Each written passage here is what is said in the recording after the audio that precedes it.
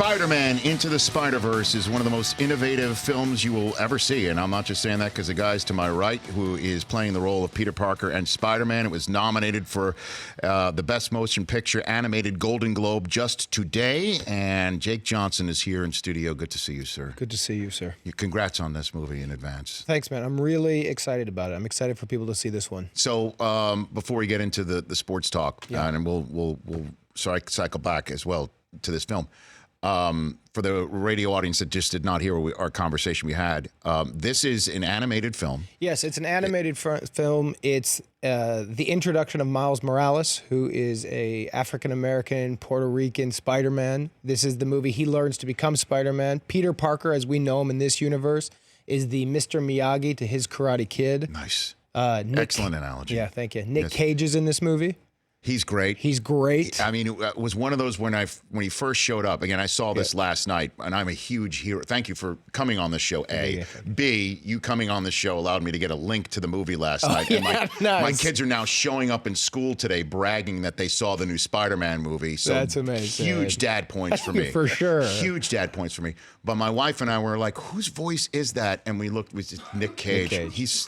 Come on now. Yeah, I heard a funny story. One of the writers and directors, Rodney Rothman, during Nick Cage's record, they just found all funny 1930s lines and would just pitch lines from him from the 1930s. Because he plays the 30s Spider-Man. The film noir guy. Right, the film noir. Yeah, right. and so Nick Cage's record was just seeing a line from the 30s, like, those daggers swing, baby girl, and just saying it, and they'd be like, thanks, Nick. How about this one? And I'm like, what a record. I wish I could have watched. I know. You could just put anything in front of him right there, yeah, right? I actually asked to be involved because I got to record with Shamik, who plays Miles, and I got to record with some of the others. But I asked if I could go to Vegas on my own dime just to record with Nick Cage. Vegas? Yeah, well, that's where he is.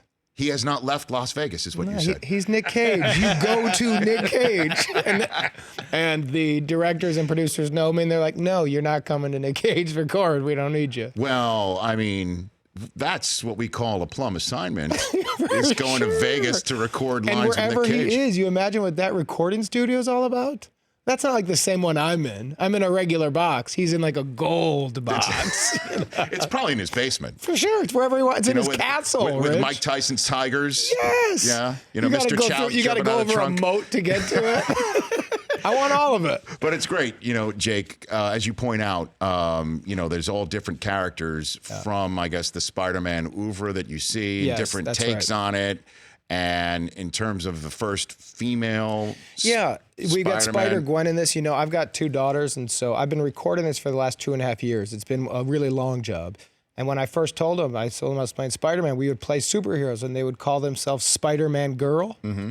And I was like, that's kind of sad. Mm-hmm. And as like a white guy with representation, I've always had all the characters. Mm-hmm. So I'm like, oh, wow, you don't have to be Spider-Man Girl. You can actually just be Spider-Gwen. Mm-hmm. And she kicks butt, and she's cool, and she's a drummer. I got to tell you, my 5-year-old girl, my 5-year-old daughter, sat up the entire time, was locked in, and blurted out towards it, I want to be Spider-Gwen. She wants to be Spider-Gwen for Halloween. She wants the costume.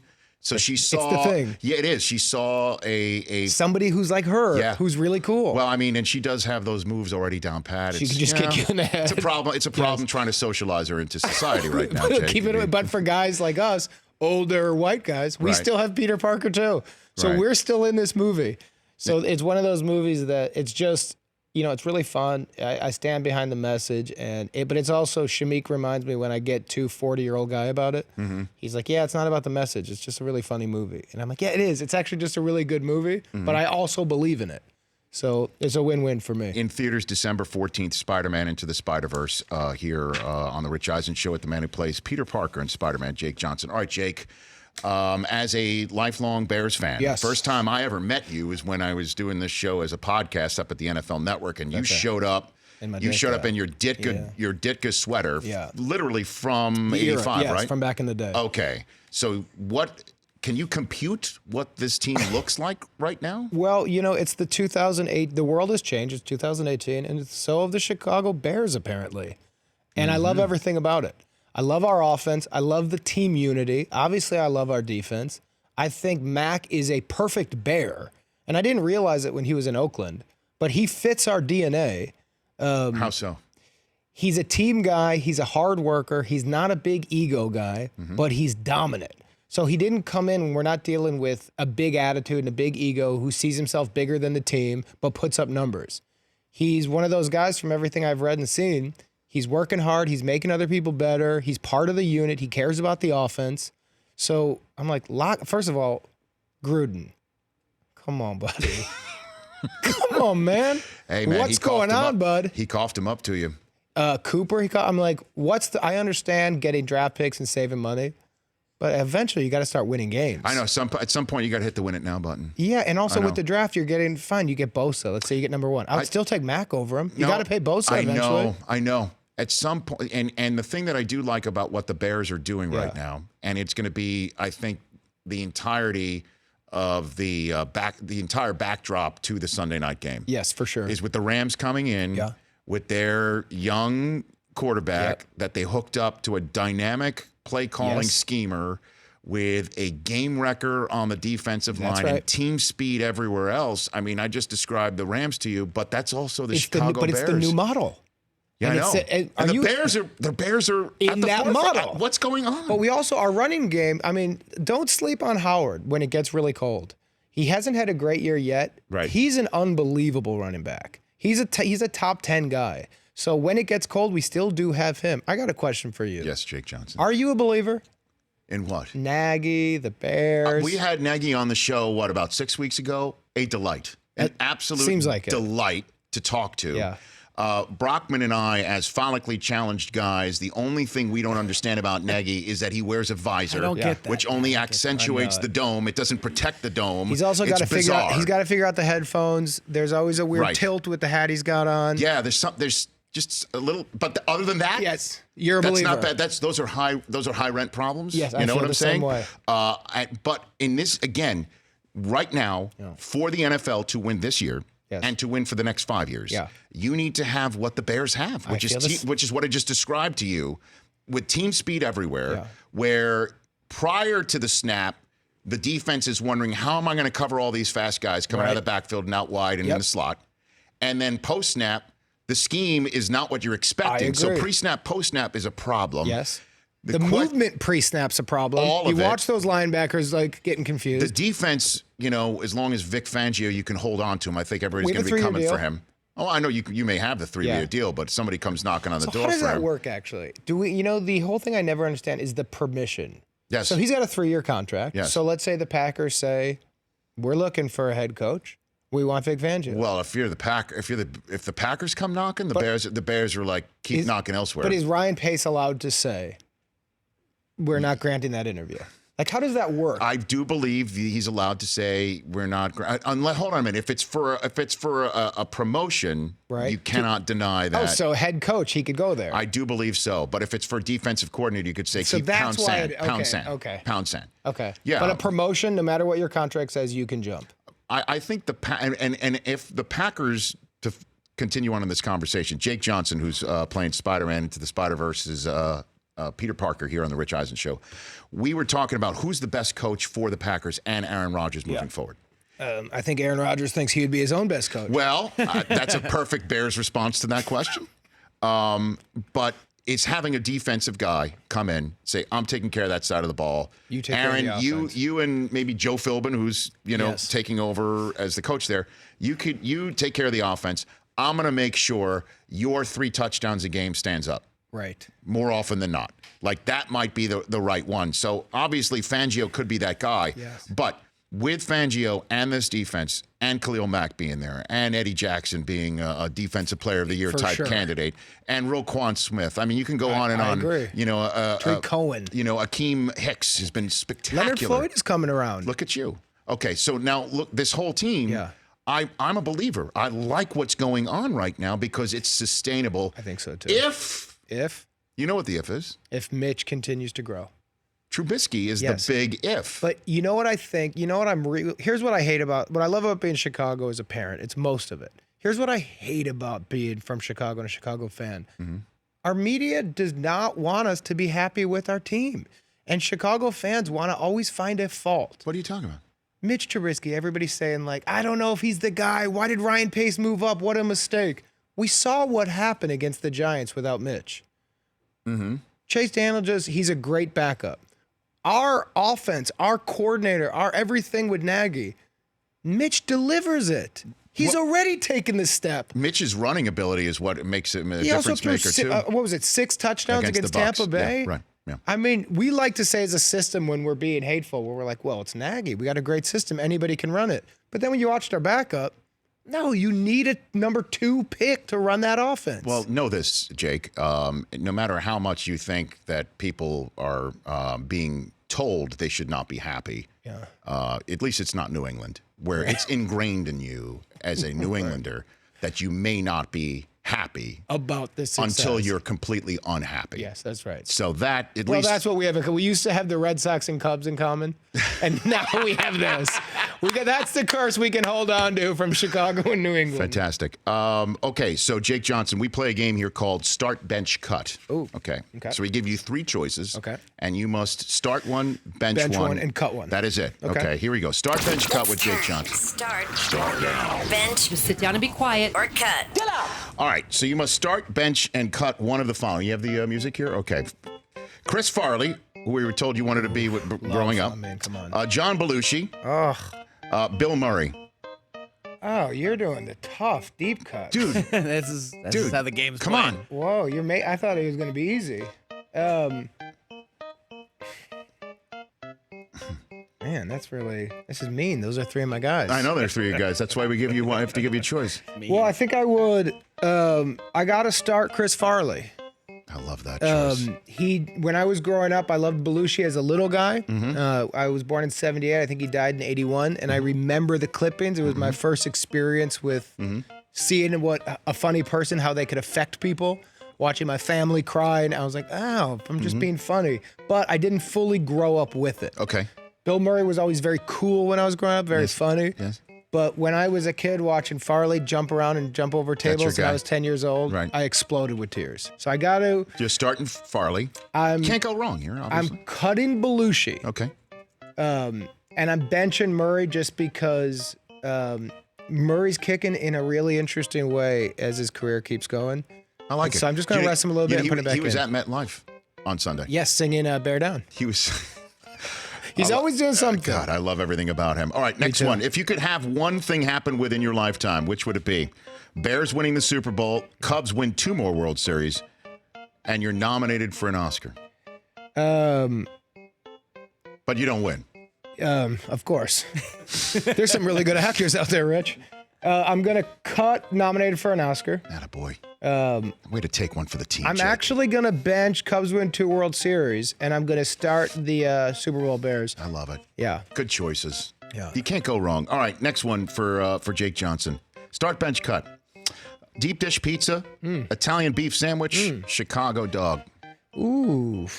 I'm going to cut the Italian beef. I love an Italian beef, but I'm cutting it if I got to go these 3. See ya.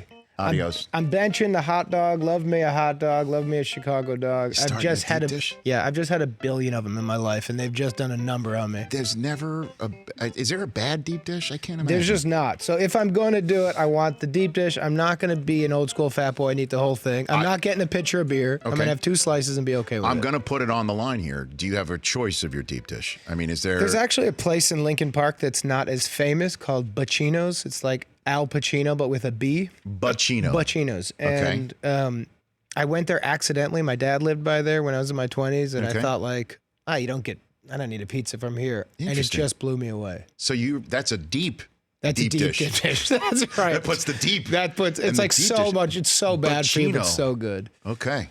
All right. Here's the last one for you here. Okay. Chicago dog condiment. No ketchup allowed, apparently. Yeah, that's their thing. Oh, boy. Mustard, peppers, or onions? Mustard, peppers, onions. Start, bench, cut. Gotta start mustard. Come on. Every ball game you've ever had, all you would get was mustard. Yes. They didn't give you the options, and now I don't like that you go to a game now and they have their sections of condiments. Okay. I'm gonna cut peppers. We're talking about hot dogs. And I'll bench onions. Onions can find their way back in. I don't need them to play if we're winning with our starters. Onions could work their way in. But they can find their way in. 6th man of the year, it could be the onion.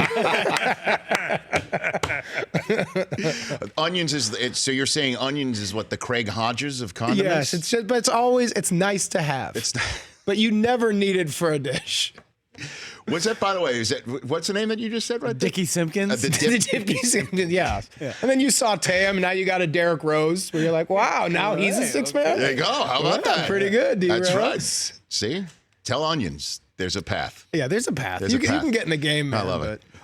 Okay, before I let you go, did you, Jake Johnson, meet Stanley? Did you get a chance to meet him? I unfortunately did not. Oh, what a bummer. It is a bummer. But I have, obviously I cared about Peter Parker as a kid, but doing press for this, I've realized people care about this universe in ways I could never imagine. We've done Comic-Con a couple times. This is serious business, man. This is serious business. Because how many people are going to show up to the movie and think it's not a cartoon, right? There's going to be some people who might do that. Yeah.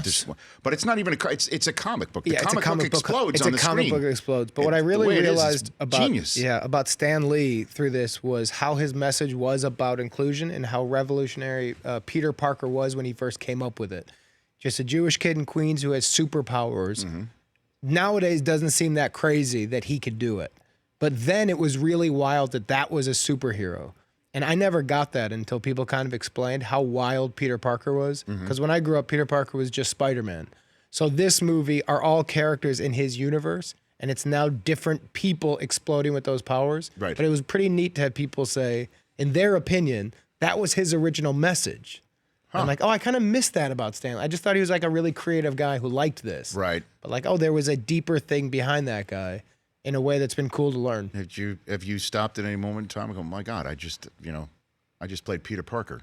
I mean, it happened. Your kid? Kind of. It happened when I first got the job, but they didn't let me announce it for a year and a half. So I was constantly afraid of being replaced by like one of those guys who would win the Oscar one day.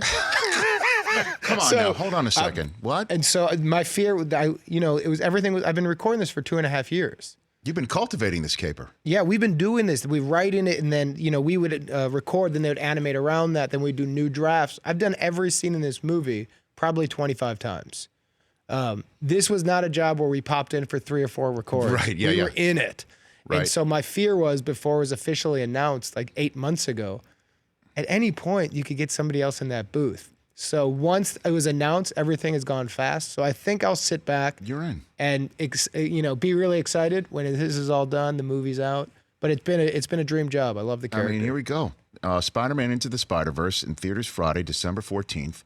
Your Bears are we're really good. Good. And look like you're set for a while. Yeah, I think so too. This is good. This is good. I don't know. You got the Packers are falling apart. They can't figure it out up there. You must be loving Minnesota's that, right? falling apart. What is happening? They made such a mistake at the quarterback position, and Detroit's Detroit. Seems like that head coach should stick around as a defensive coordinator, and we're just walking around the North having fun. Oh, no, nobody saw this one coming. And then the Golden Globe nomination. Globe nomination. Oh, Incredibles. Let me hear. Here's your competition stiff, man. Let's see the NFC North of the Golden Globes. Well, I don't know. You guys all loved the NFC North before these years started. Let's see what they say. Incredibles 2, Isle of Dogs, Mirai, Ralph Breaks the Internet, and then you. Yeah. Take it home, brother. Yeah, that'd be fun. Take Pixar out, bro. That'd be fun. That'd be fun. Take him right out. It feels like Matt Nagy's running this one. He's our Phil Lord. We all have our spots and see what we can do in the North. We got a big game on Sunday. Please wear a visor to the Golden Globes. That would be, if I did a full Matt Nagy, that would be amazing. Or your Ditka sweater. Just go old school. Well, I still like about every big nationalized televised game, there's some guy out there who does the Ditka dress code, and the camera always finds him. But that guy now, and I'm 40, that guy keeps getting younger. So I'm like, somebody's passing on this tradition. There's some 28-year-old guy. I barely saw Ditka. I'm like, these kids now dressing up. I'm like, you never even saw him. You have no idea. But I love that that's a Bears tradition that hopefully goes on forever. At Mr. Jake Johnson on Twitter. Come back anytime, brother. Thank you very much, You man. bet. Great Congrats again. Go check out Spider-Man Into the Spider-Verse in theaters Friday, December 14th. Kyler Murray, he's up for the Heisman Trophy. He's the AP College Football Player of the Year from Oklahoma. He's joining us in hour number 3. Chris Brockman's news update and more here on a rainy Thursday in Los Angeles. The Rich Eisen Show, weekdays at noon Eastern on Audience.